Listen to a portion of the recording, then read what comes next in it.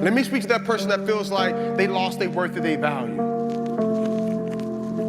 This is a dollar bill. Now, if I go to the store and there's something for 90 cents, can I buy it with this dollar bill? Okay, all right. So if I go to the store and there's something for 85 cents and after tax, it ends up being 96 cents, can I buy it with this dollar bill? Okay, all right. So what if I ball the dollar bill up? Think about it now. Like, I just balled the dollar bill up, like, so it can't be worth $1 now. It's probably worth like 95 cents, right? How much you think it's worth? $1. Listen, y'all gotta pay attention. I just balled it up, so clearly it's not worth $1 anymore. All right, so maybe, what if I step on it? What if I stomp it? I just stomped it. How much is it worth now? Maybe 65 cents, 68 cents?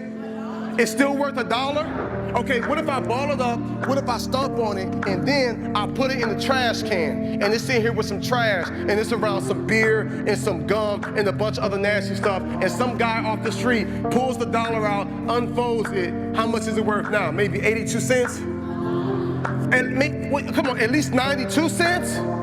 It's okay, all right, so what if I ball it up, what if I step on it, what if I put it in trash, and then, watch this, I tear it in half. Think about it now, right? How much is it worth now? $1? I could tape it? Whoa. Shh. Wait. Wait a second.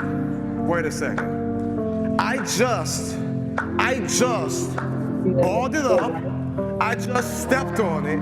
I put it in trash. I pulled it out.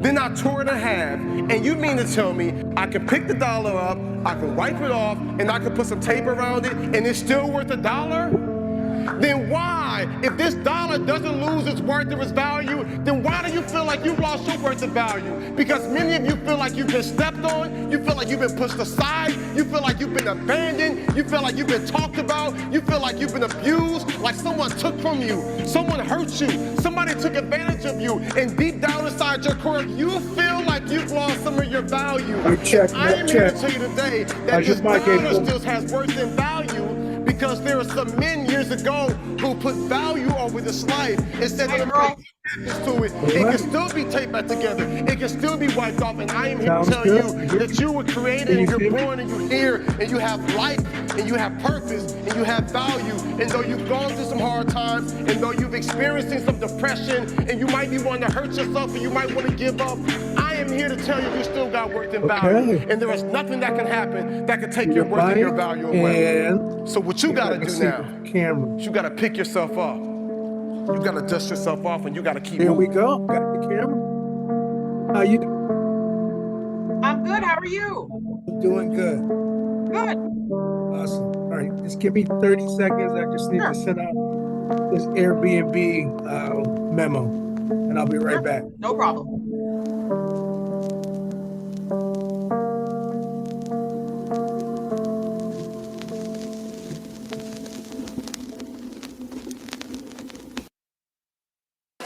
For God says, Abraham, take now thy son, thine only son, and take him to a mountain I will tell thee of. So God says to this man who's been waiting all of his life for a child, and he finally got it. And God said, now take him to a place somewhere over yonder that you'll know when you get there. And then I'm going to tell you what to do with him. And Abraham is walking and he's leading. And he's got responsibilities and he's got pressure and he's uncertain. He's trying to figure out where he's going and he's walking along and he's walking. And the Bible said when he was yet 3 days off, he looked up and saw the place afar off. He said, that's it right there. And the boys looked at him and said, Daddy, and you got all this wood, and we've taken this trip before, and we normally have a lamb. Did you forget the lamb? Where is the sacrifice? And Abraham says, God himself shall provide the sacrifice. And that's what I came to tell you tonight, that God will tell you while you walk.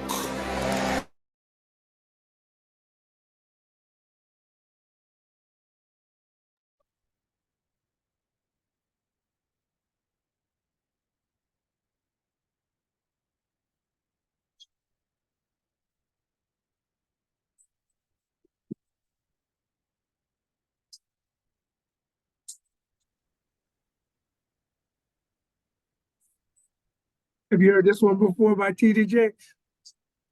I haven't. I used to listen to him a lot. I think one of my favorite ones was the "Let Them Walk." That was my favorite one. Yeah. Mhm. This is the good one. We'll Yeah. play it. How was Hawaii? Oh my God. It was amazing. It was amazing. When you go to Hawaii or when you go to like the Grand Canyon, you know God is real. Oh my God. Absolutely. Hmm. I couldn't agree more. It's gotta be the most beautiful, one of the most beautiful places on the earth. I The agree. the way the blue and the green You kind of you never mirrored want to off come home. I bet you're planning your return, right? it You're like, I was gotta go back. it was incredible. Absolutely. I will share with everybody on our broadcast that you must create a time and a place and a budget so you and that special person can get to Hawaii. Now, so April, I know you were there on your military uh, service. Share with me how that all happened. Am I remembering when you were stationed in your military duty? No, no. So you might be confusing that I was in Phoenix for a bit. And Phoenix. yeah, I was in Phoenix, and there's a lot of bases there, but no, I wasn't in the military. But I've been twice. I went back in 2010 to Oahu, and then I went back in 2016 for my 30th birthday to Maui. Got it. Yeah, Got it. yep. Very So nice. I haven't made it back since because I got married and had kids since then. But Yes. yeah, I think I'm over. It's time for me to plan getting there when I turn 40. Awesome. Awesome. So, April, here's what I want to do. We're live Sure. on Facebook, Instagram, and my YouTube channel. What I want to take a moment is I want to share with you a little bit about our audience here at Level Up. Um, so you have the demographic of our Yeah, avatar. And then I want to take a moment for my folks who are seeing you on this live broadcast, as well as everyone that will catch it as a replay. Tell them a little bit about you, and then we're going to dive deep, if that's okay. sure. That works. Awesome. All right. So here at Level Up, what we do is we celebrate Black and Brown excellence. Mm. Have nothing to do with bouncing a basketball or catching a football. Nothing to do with creating a hip hop masterpiece. I felt that Because in my soul. listen, Okay, sorry. for the last 15 plus years as an educator, my students believe erroneously if they couldn't check those two boxes and they weren't college material, there was no real, benefit of pursuing their passion. Yeah. That is the furthest from the truth. Some of the most, and this Hawaii trip was a testament of that. Some of the most inspirational, some of the most dynamic, people who are actually impacting others. College is just a check in a box. For them, what they did is they found something that they were passionate about. They found something that brought value to the marketplace. And more importantly, they found a mentor. Yep. And so a lot of what we do here at Level Up is we just share tips and tricks about the journey so that we can potentially point people to their up and coming mentor. Because I know mentorship has been pivotal for you. It has been. Yes. So that being said, I want to now take a minute to introduce my audience to you. All right. So here we go. Welcome back to another episode of Level Up, where we are going to dive deep into the mind and the mindset of someone I have a tremendous amount of respect for, a trailblazer. Today, I'm absolutely thrilled to introduce you to a powerhouse in the world of career coaching. Now, this is a big thing. I wish I had this when I was coming through. She is a woman who's not only transformed her own career, but is also guiding others to reach the pinnacle of success. So I want everyone to meet April Little. Let me tell you a little bit about her.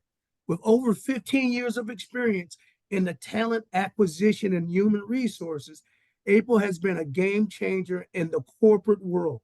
From her impact role as VIP in HR at a security startup in New York City to her current role as a sought-after executive coach, April's journey is nothing short of inspirational. Her expertise has graced the pages of Harvard Business Review. So proud, so proud. In the LinkedIn News. She's worked with industry giants like Citibank, Microsoft, and Amazon, just to name a few. But it's not just about the big names. April has a passion for helping ambitious women. Listen, this is about Black Girl Magic today, about ambitious women break through barriers and secure those coveted executive roles. She's the mastermind behind the 5P framework, which I want to talk a little bit about, a powerful strategy designed to elevate careers and transform potential into performance. That just sounds so good rolling off the tongue. Transforming potential into performance. Whether it's through her one-on-one coaching, VIP days, or executive academy, April is on a mission to make sure you're not just ready for that promotion, but you're ready to own it. All right, so buckle up because we're about to be inspired in this transformative conversation. All right, ladies and gentlemen, Miss April Little. How you doing, April? I am good, Earl. Thank you for that introduction. So anyone hasn't, your audience probably doesn't know, but Earl, we've been neighbors. I've met both your kids when they were born. Earl used to tutor me for math when I was in high school. I hated math. I forgot that you hated math. You were so good in school, so I took it for granted. Now, let me just say this. I know I'm saying it to an educator, but I have to say I'm disappointed the Pythagorean theorem never came back up. So very disappointed that didn't come back up throughout. But I mean, knowing that stuff is good, right? Because having discipline, how you do one thing is how you do a lot of things. And so having discipline is all very important for you to do that. But Earl, I wanted to talk a little bit because I know that there's men listening. And so I do coach women primarily because they naturally come to me, my niche found. I was coaching both. I do coach some men one-to-one when they do come. However, I find that just men in general like other male career coaches, so I often send them there. But when I do host events, they're all welcome to come. And I've had many that have benefited from just coming and, growing their career. I actually had a gentleman reach out to me that I helped maybe a year ago, and he just landed a promotion to a senior manager in human resources. Man of African-American young man. He's in Atlanta. So, but I just wanted to introduce myself. I primarily help women with value articulation. So I basically help you own what you do and say what you do, because saying what you do is just as important as what you do in the workplace. And I primarily help women. So I help women in general. 70% of my population of my avatar are 70% Black women, and then 30% white Hispanic. And I primarily help them land promotions, up to senior leadership and executive roles. So I work with people who are top 1%ers. I love it. I love it. Before we even jump into some of the questions I wanted to share out, is I think I was reading a business journal, or I do a lot of reading, and it talked about the reason that we have a significant gap between wage earning between men and women, and is more often than not, it's not that the men are any more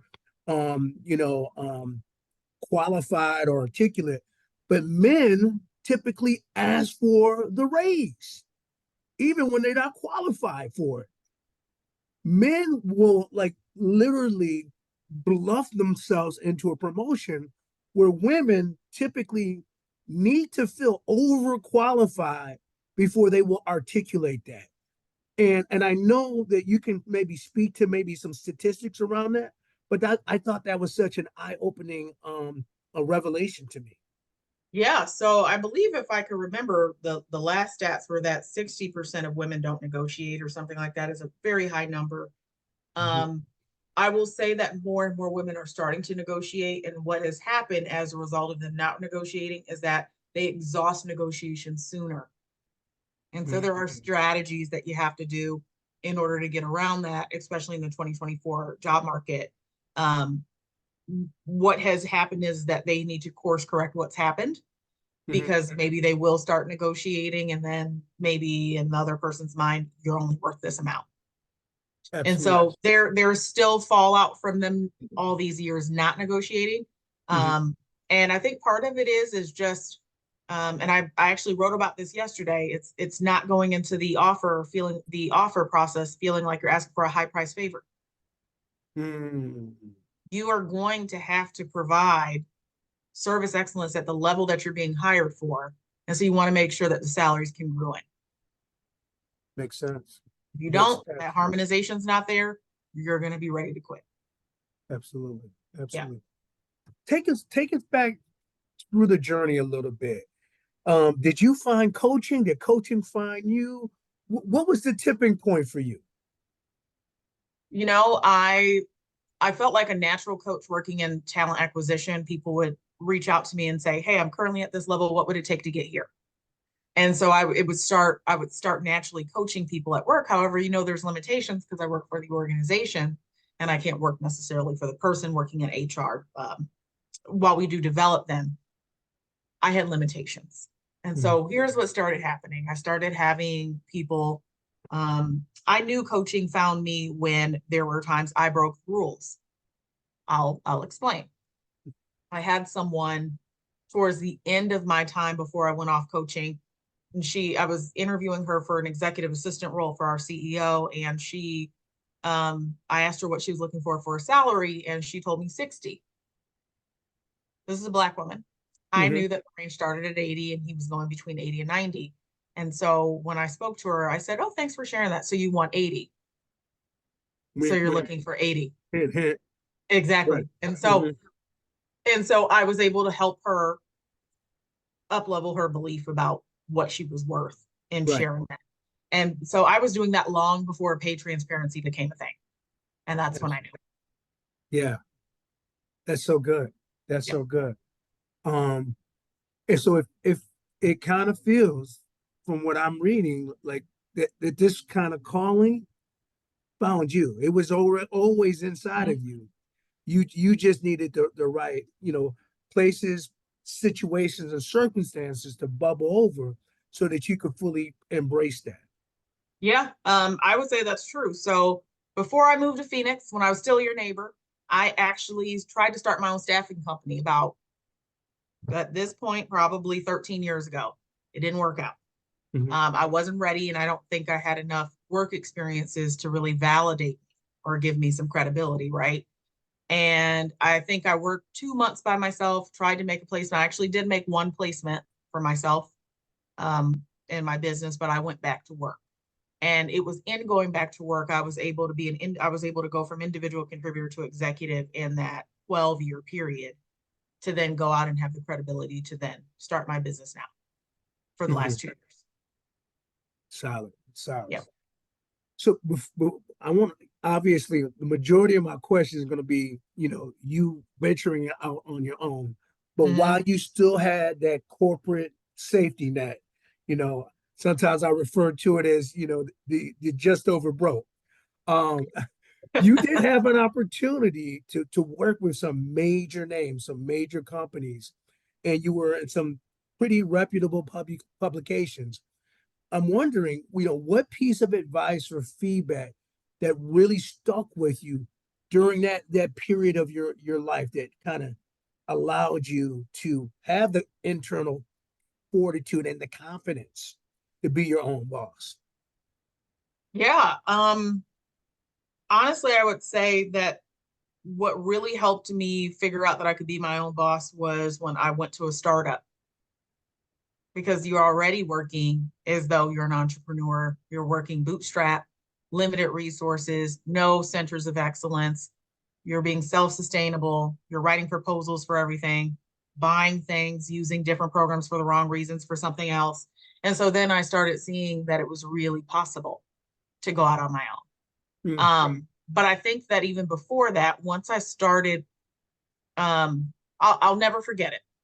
I know that at some point, I'm not there now. I'm not a 7-figure coach, but it is something I would love to eventually get to. And I remember writing an offer letter for someone back a few years ago before I left, and it was for $1 million. And it was for an executive. He was white. This is also why I preach to people, please stop going to get more infinity stones, certificates, and master's degrees. The truth is that if you can really own your story really well and you can do it in a very compelling and consistent way, you don't need the degree. That is so, I hope my audience is hearing this, because I've never articulated in quite such an eloquent way, April, but I totally believe that what you just said would help so many people.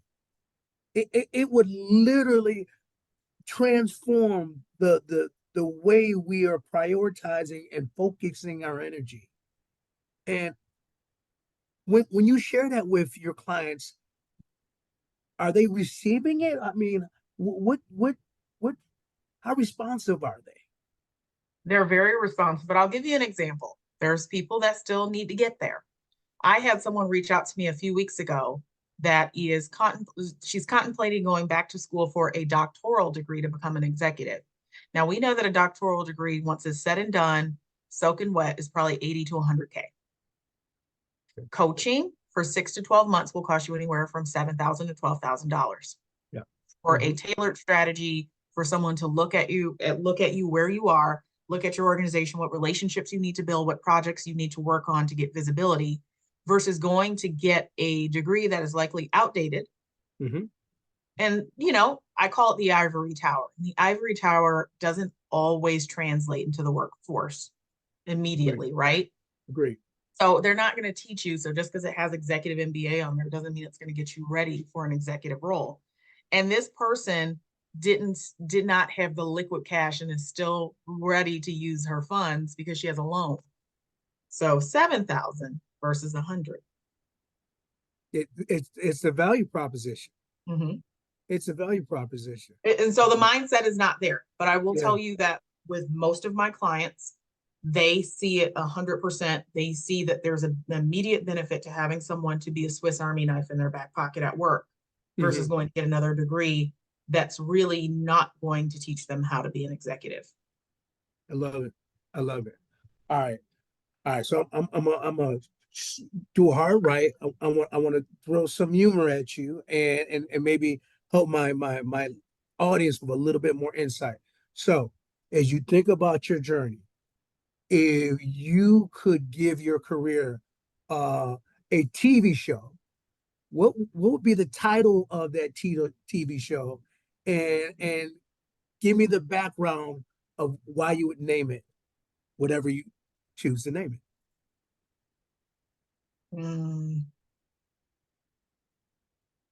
My career, I guess I'd call it slow burn. Okay, say more. So the reason why I call it slow burn is because I sat stagnant for 10 years. And everything you see on my resume from me moving from individual contributor to exec happened in the last 5. Yes. So it was a whole stretch and then the last 5. Now, part of that, I think that what really helped was that, and I don't know how candid we can get on the show, but I was able to grow my career from even diversifying where my corporate headquarters were.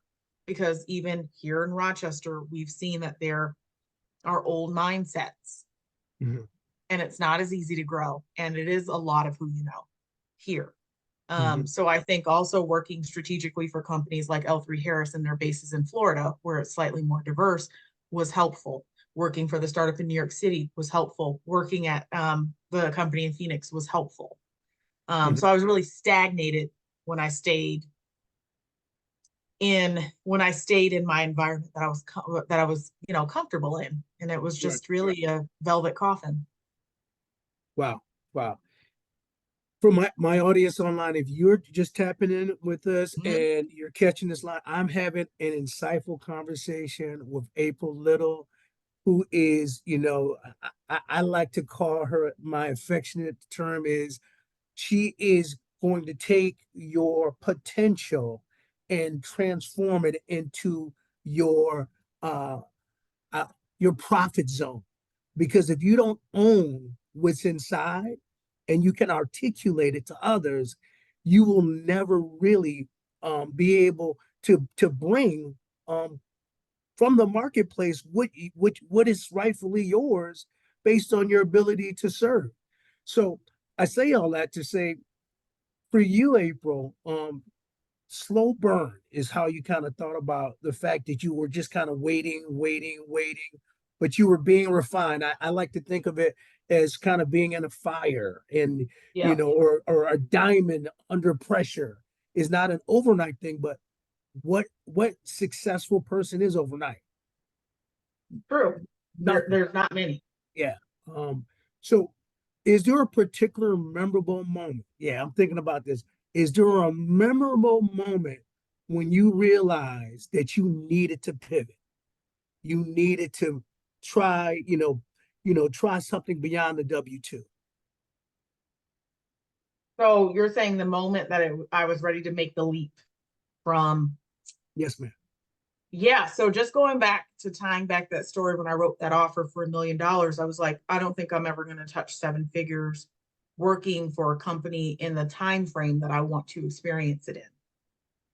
So I work with clients right now. They're making anywhere from $700 to $1 million fully loaded, OTE with stock and things like that. But I'm talking about liquid, touching liquid. And I knew that the best chance I had was going out on my own to do that.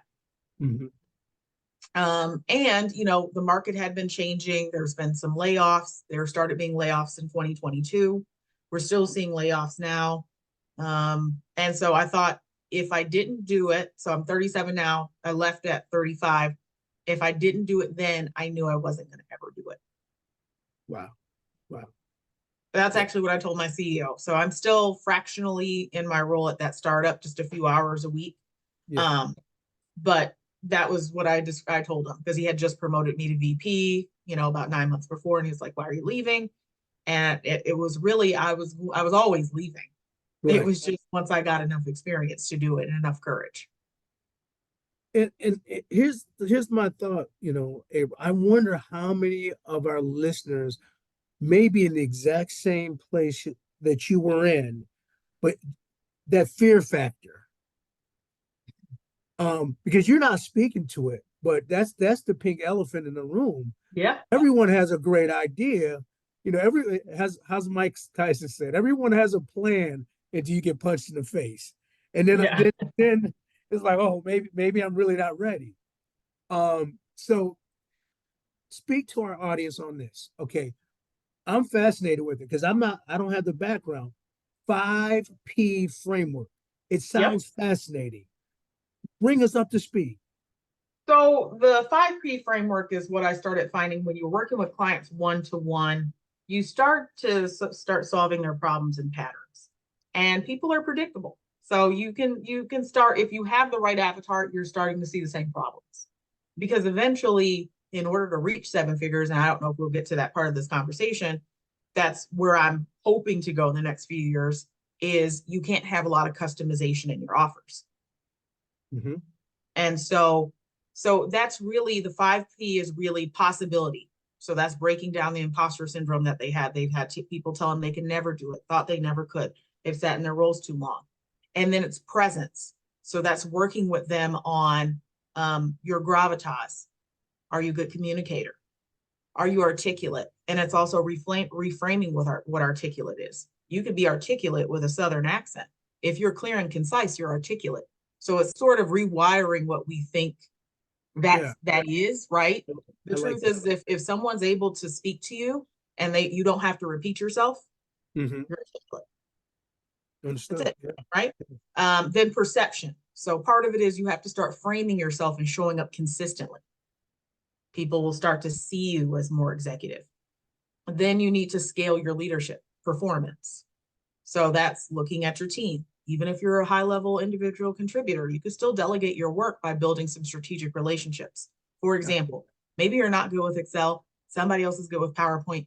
You guys are great colleagues and you both are on this team, swap, delegate. There's still opportunity for you to do that. But when you have a team, it's have you aligned your team so that way they're doing the work and you can have your head up to be visible and be a rainmaker. And then the last one is the promotion process, because the promotion process company to company looks very different, and learning at least what that looks like. I love it that you really articulated that out, which is interesting because I think I had a few of the P's just based on some books I'm reading but the way that you kind of actually you have a very coherent systematic way of really, in my words, dealing with the mindset piece. So I think a lot of people, they really have to reframe how they see themselves so other people can reframe how they see them. It's literally the way you look at yourself is the way the world looks at you. So Agreed. Perception is reality. absolutely. So if Yep. you think that you're the greatest and you're the best of the best and you bring value to others, the world sees the same thing. But if there's any thought of inadequacy or any thought of you not being enough, you almost project that insecurity. Now, how do you address clients that are dealing with, you use the terminology in um, imposter syndrome a moment ago? Mm-hmm. How do you work with somebody that may be dealing with that? So now that I've recently graduated from my ICF program, the thing about imposter syndrome is I know that it can be cured if we can put some of those things on trial, to speaking those quiet parts out loud. So what are the voices in your head saying to you? Because the thing about imposter syndrome is that it can be a good thing. So it's bad, right? In the sense that maybe it could stop you and make you completely stagnant. But then it also could be good because it could point to a skills gap. And if you wanted to confront it, then you'll start to see that maybe you're just afraid because you haven't done something yet. It doesn't mean you can't do it, just means you haven't done it yet. Yeah. That's it. However, if it's more deep rooted where it's cultural, it's stemming from home, as a coach, I usually help you row the boat forward. And so because I'm only ICF certified and I'm not a therapist, that is usually where I stop, where I can't row back. And so I usually can assess that in the discovery call before I move forward with someone. But usually my ideal avatar is dealing with things that can be solved in a container technically. And somebody who's not, I would require that they have therapy on the side. That's very profound because Yeah. often what you are offering, as a life coach or as a career coach, it may be much deeper than just, I haven't been exposed to A, B, and C yet. Yep. Yeah. That's Yeah. it. Yeah. It's not that you haven't done it. It's not that you can't do it. You just have not been exposed yet. One of my favorite business women, you might know who she is, Rachel Rogers. We should all be millionaires. Her motto is, I may not be experienced, but I'm qualified. I love it. I love it. Yep. I love it. I love it. I love it. It actually reminds me, because I know I have a lot of my church members that check out our podcast.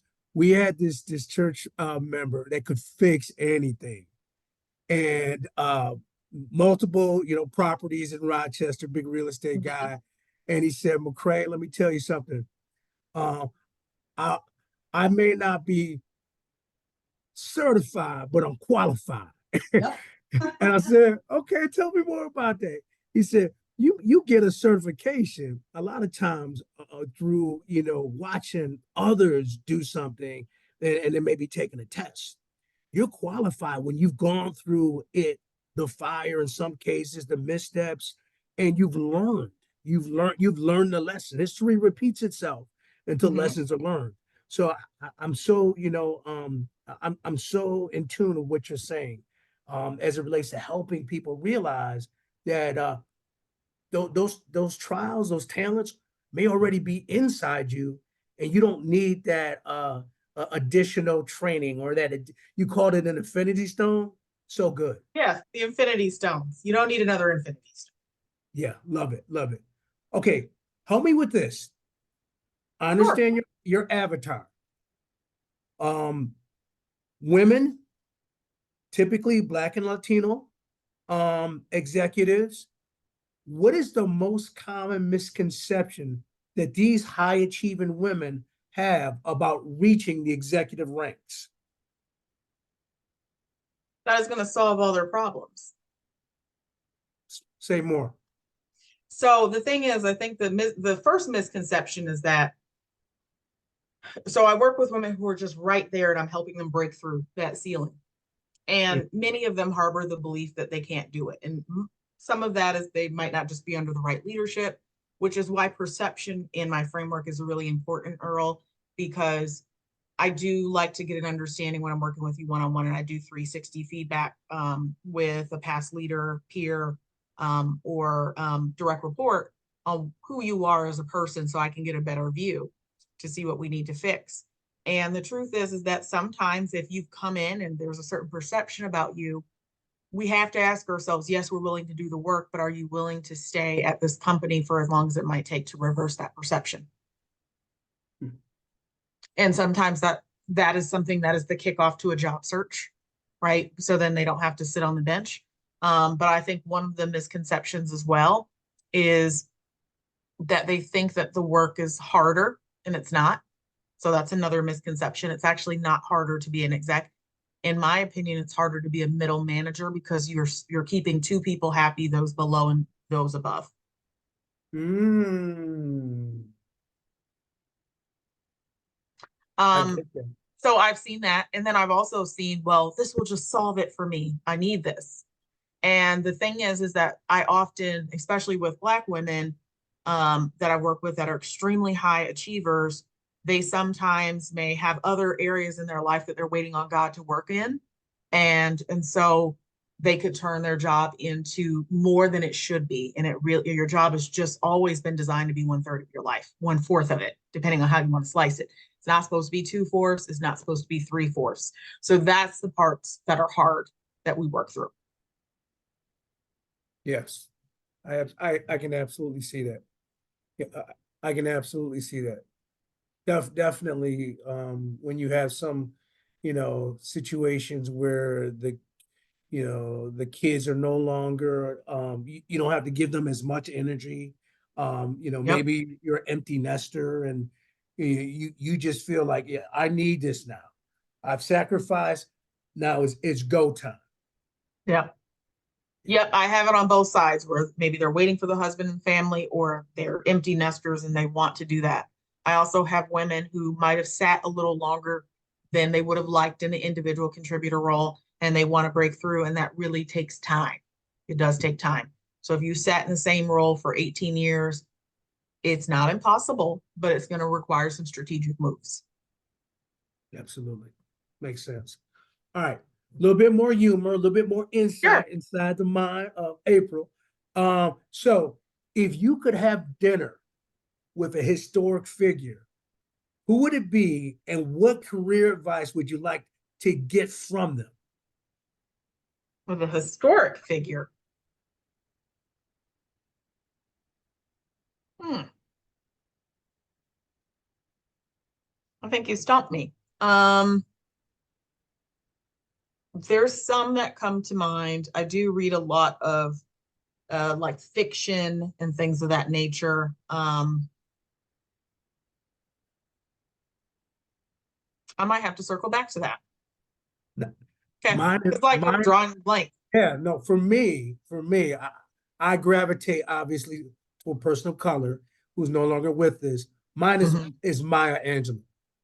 Oh, 'Cause yeah, that's a good one. I Yep, always wanted to see her in person and just never got the opportunity. I could see that. I could see Yeah, that. Um, I think because the person that comes right to mind for me is Oprah, of course. And I think the reason why Oprah comes to mind is because she made it against all odds. And there's so many women that I work with that feel the same way, where they might have been fired before, they've done this, and it's like, just because you're in the pit today doesn't mean you can't be in the palace tomorrow. absolutely. So, Absolutely. so probably her. I'm sure there's some others that I could probably think of. And I'm also being very intentional because I'm being very intentional about that answer here on the podcast, because there are so many things that I read, but I do want to pick, it would be a woman of color if I really sat down and broke down what is it that I wanted to glean from them. Absolutely. Now, who would you have dinner with if it could be somebody who is still not obviously Oprah, but say a power couple? Who would you want to have dinner with? Okay, so for the power couple, there's a few people. So I brought up Rachel Rodgers. She's somebody that really helped me reframe my mindset that it was possible to go off on my own. Another couple, but she recently got divorced. But so I'm just going to say her, Jerisha Hawk. She is a 7-figure online business coach, and she was an engineer. Started off making 60K. She's making like $2-3 million. Like I after follow her online. Yes. fantastic, but she's Yeah. recently divorced. So I would have said her and her husband because he was into finance. Um, I would say those two. There's another person that I follow. Her name's Maddie. Maddie, and I'm actually going to pull it up because I actually want you to check her out too. Maddie James, the Maddie James. She's sort of like a Black Martha Stewart, and she is a 7-figure on influencer. So she just does brand deals on Yeah. Instagram. And so those are people that I want to follow because these are everyday people that just 10 years ago were busting their behinds working in retail. Rachel Rodgers 15 years ago was making $12 an hour Is that right? or Talking whatever she was making, right? And breaking through. Jerisha Hawk just she's not even in her business 10 years. She was making 60K as of 2016 in her role. Love it. I love it. Yeah. That is so good. Yeah. That is, part of level up is to share the possibilities that are real, that are very tangible, but we are in a hypnotic culture of media. If it don't Mhm. bleed, it don't lead. So you're never going to hear about these faces or some of the spaces that they're Yep. occupying, just through mass media or No, through. You're not going to do. they You don't need. they don't get all the attention. I would even go as far as to say, if I were to say like a non-black power couple, the Yes. Hermosi.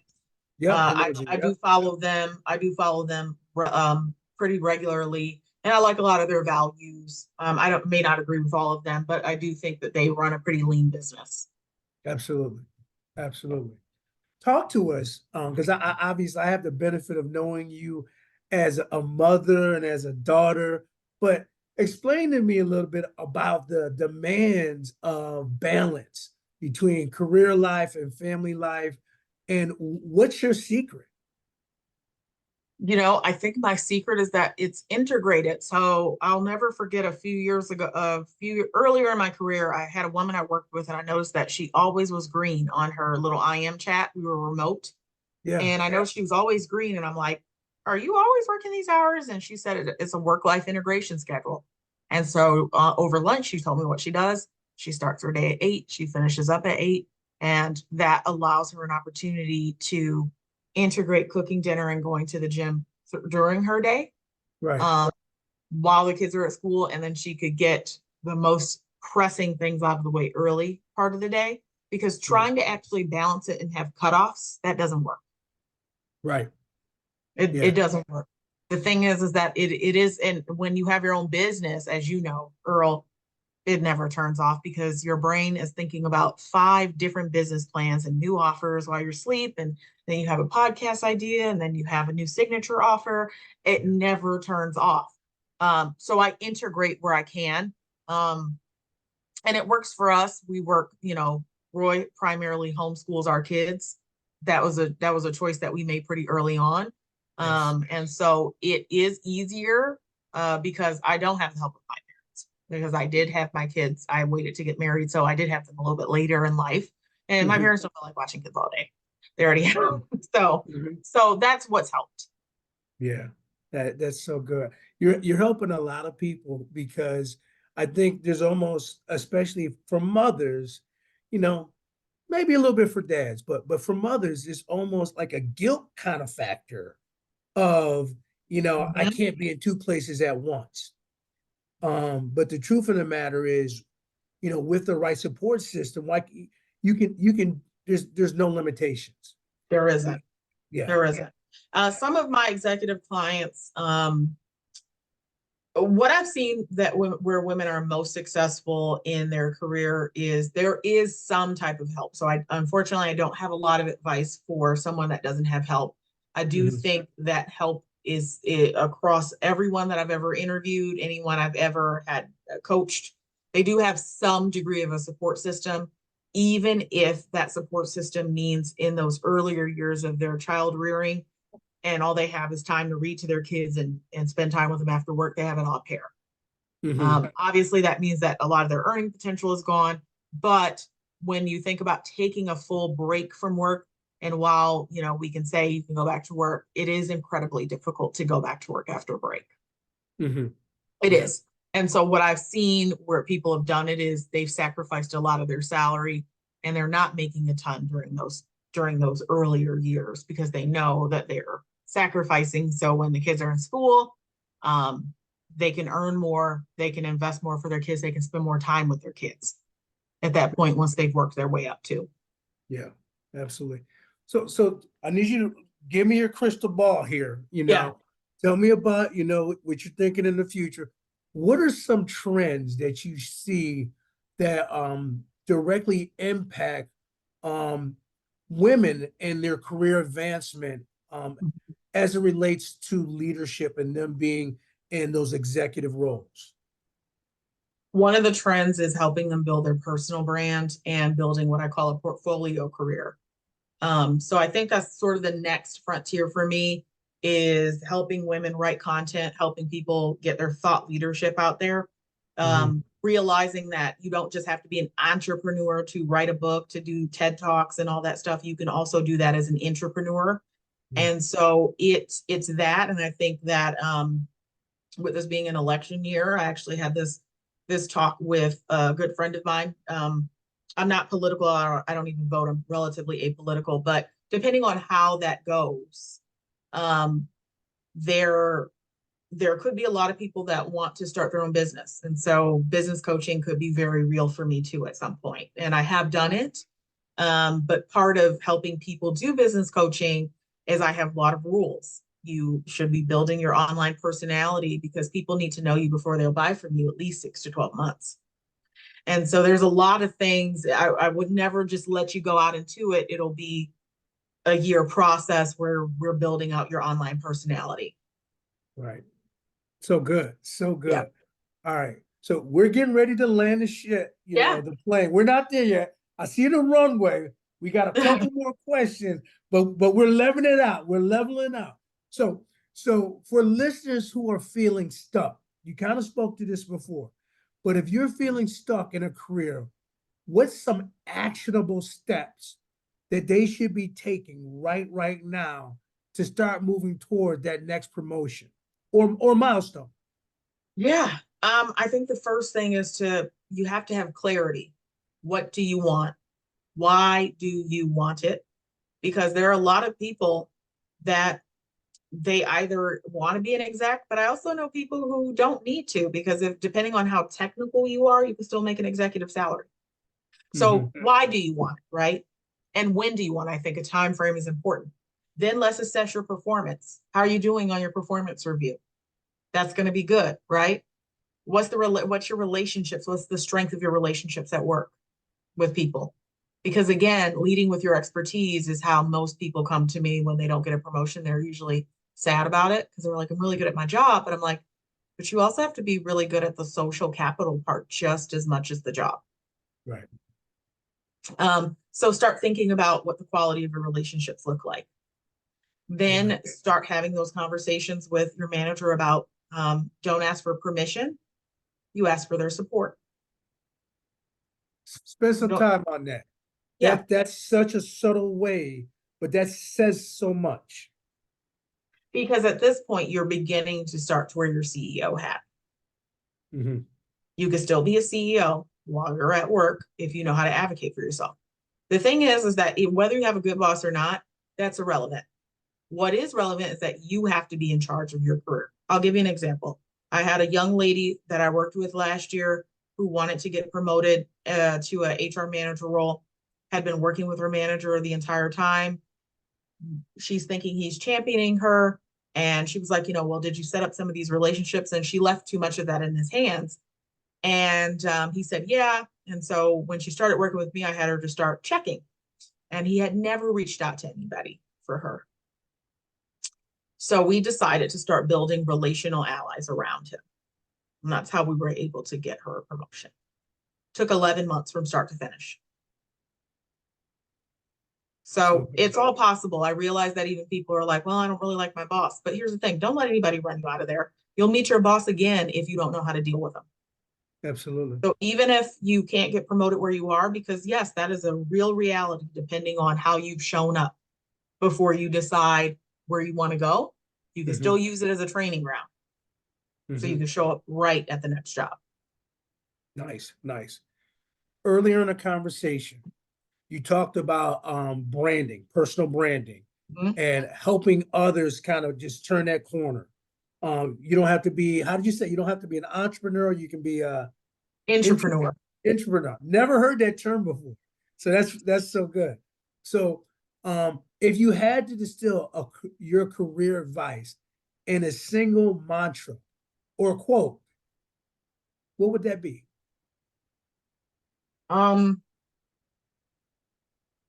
If I were to say a single mantra, it's radical ownership. You need an owner's mindset in how you approach your work and how you approach advocating for yourself and how you approach getting things done and how you approach complaining at work, right? So an owner's mindset is there's shifts that need to happen. If you're an individual contributor, you're going to your boss with the problems. If you want to move up, you're going to your boss with the problem and 3 solutions. Oh, I love it.